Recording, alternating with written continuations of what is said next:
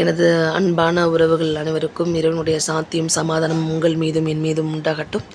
இன்றைக்கி நம்ம கத்திஜாஸ் கிளவுட் கிச்சனில் வெளிநாட்டு நபர் ஒருத்தவங்க மெசேஜ் பண்ணியிருந்தாங்க. 22ஆந்தேதி அவங்களுக்கு திருச்சி ஏர்போர்ட்டுக்கு உப்பு கண்டம் வேணும் அப்படின்னு சொல்லிட்டு அவங்களுக்காக ரெடி பண்ணது. எங்கள் வீட்டு முறையில் நாங்கள் எந்த மாதிரி செய்வோமோ அது மாதிரி தான் அவங்களுக்கு செஞ்சு தரலான்னு ரெடி பண்ணோம்.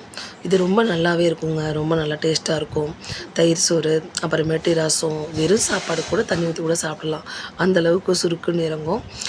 நீங்கள் ரசம் சாம்பார் எது வச்சாலும் நான்வெஜ் தனியாக செய்யணுன்ற அவசியம் இருக்காது. இதை 2 தட்டி பொரிச்சாலே உங்களுக்கு திருப்தியாக சாப்பிடலாம். அந்தளவுக்கு நல்லாயிருக்கும், உடம்புக்கும் ரொம்பவும் நல்லதும் கூடங்க அது. அப்புறம் இன்றைக்கி நான் ரொம்ப தைரியத்தை பற்றி தாங்க பேச போகிறேன். நமக்கு ரொம்ப முக்கியமே தைரியம்தான், பெண்களுக்கு சொல்கிறேன். ஏன் அப்படின்னா அப்போ தான் வீட்லேயும் சரி வெளியிலேயும் சரி எந்த இடத்துலையுமே நம்ம மனசில் இருக்கிறத ரொம்ப தைரியமாக நம்ம பேச முடியும்.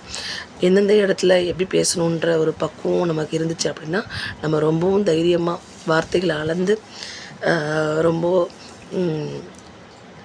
உறவுகளை முறிச்சிக்காமல் எந்த மாதிரி பேசணுன்றது அதுவும் நமக்கு ரொம்ப முக்கியம். ஏன்னா பேசாமல் போயிட்டோன்னா எல்லா இடத்துலையுமே நம்ம குற்றவாளி ஆயிடுவோம், இல்லைன்னா நம்ம தவறு செஞ்சவங்களாயிடுவோம். பேச வேண்டிய இடத்துல கண்டிப்பாக பேசி ஆகணும். தைரியமாக பேசுங்க.